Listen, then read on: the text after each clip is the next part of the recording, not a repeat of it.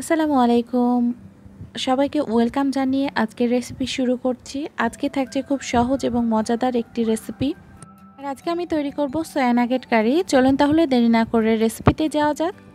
প্রথমে আমি চুলাতে পানি গরম করতে দিয়ে দিয়েছি। পানিটা ফুটে উঠেছে। এই পর্যায়ে আমি 1 কাপ পরিমাণে সয়া নাগেট দিয়ে দিলাম। দেখতেই পাচ্ছেন। এটাকে আমি 1 মিনিট মতো সিদ্ধ করে নিব। তো প্রায় 1 মিনিট মতো সিদ্ধ করে নিয়েছি। দেখুন এই সয়া নাগেটগুলো ফুলে দ্বিগুণ হয়ে গেছে। এখন আমি চুলা থেকে নামিয়ে নিব। তো সয়া বলগুলোকে এখন আমি পানি থেকে ছেঁকে নিচ্ছি। এরপর আমি একটু ঠান্ডা পানি দিয়ে ধুয়ে নিচ্ছি। এরপরে আমি এখন এই সয়া বলগুলো থেকে এক্সট্রা পানি চিপে চিপে বের করে নিব। তো দেখুন আমি পানিগুলো চিপে বের করে নিয়েছি। তো চুলায় আমি একটা প্যান বসিয়ে দিয়েছি। এর মধ্যে 1/4 কাপ পরিমাণের সয়াবিন তেল দিয়ে দিয়েছি। এখন এর মধ্যে আমি এলাচ, দারুচিনি আর তেজপাতা দিয়ে দিলাম। এরপরে একটুখানি মশলাটাকে ভেজে নিয়েছি। এখন আমি এখানে 1/2 কাপ পরিমাণের পেঁয়াজ কুচি দিয়ে দিলাম। তো পেঁয়াজটাকে আমি হালকা ভাজা ভাজা করে নিব।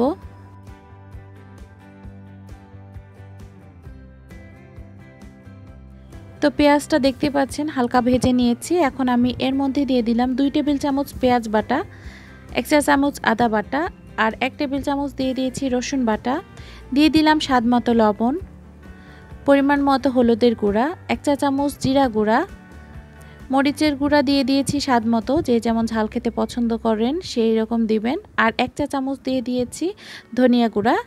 এরপরে আমি মশলাটাকে কষিয়ে নিব। তো আমি অল্প একটু পানি দিয়ে দিয়েছি যাতে করে মশলাটা পুড়ে না যায়।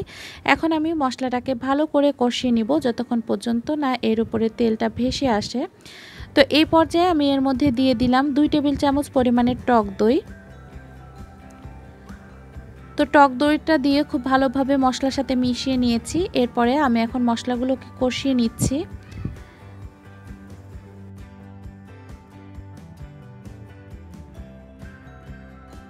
তো ভিউয়ার্স দেখুন মশলাগুলো কিন্তু আমার কষানো হয়ে গেছে আর মশলার থেকে কিন্তু তেলটা ছেড়ে ছেড়ে এসেছে।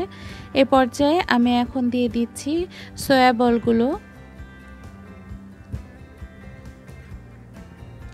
আর এটা থেকে আমি সম্পূর্ণ পানি চিপে চিপে বের করে নিয়েছি।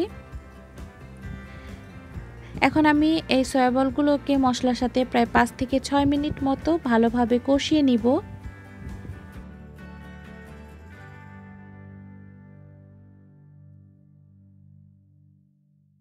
তো আমার সয়া নাগেটগুলো খুব ভালোভাবে কষানো হয়ে গেছে। তো এখন আমি এর মধ্যে পানি অ্যাড করব। তো এখানে আমি প্রায় 1 কাপ পরিমাণের পানি দিয়ে দিচ্ছি।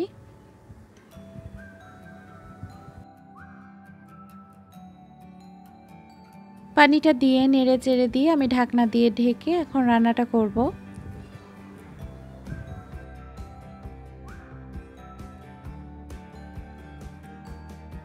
তো এবার আমি আপনাদের ঢাকনাটা তুলে দেখাচ্ছি। দেখুন তরকারিটার থেকে পানি কমে এসেছে। তো একটু নাড়াচাড়া করে দিয়ে আমি এখন এর মধ্যে দিয়ে দিলাম 1 চা চামচ পরিমাণের গরম মশলা গুঁড়া। গরম মশলা গুঁড়া দিয়ে ভালো করে নেড়ে চেড়ে দিয়ে এর মধ্যে আমি এখন দিয়ে দিচ্ছি ধনেপাতা কুচি। দিয়ে দিলাম ধনেপাতা কুচি। ধনেপাতা কুচিটা দিয়ে ঢাকনা দিয়ে ঢেকে আমি আর 2-3 মিনিট মতো চুলায় রাখবো। এরপরে চুলাটা বন্ধ করে দিব। 2-3 মিনিট জাল করার পরে দেখুন আমি ঢাকনাটা তুলে দেখাচ্ছি। দেখুন গ্রেভিটা অনেকটাই ঘন হয়ে গেছে। তো আমার রান্নাটা হয়ে গেছে। তো ভিউয়ার্স এই যে তৈরি হয়ে গেল মজাদার সয়া নাগেট কারি অথবা সয়াবিন কারি। আশা করি আপনাদের রেসিপিটি ভালো লেগেছে। ভালো লাগলে আমার চ্যানেলটি সাবস্ক্রাইব করে আমার পাশেই থাকবেন। ফিরে আসবো আরও একটি নতুন রেসিপি নিয়ে। সবাই ভালো থাকবেন। আল্লাহ হাফেজ।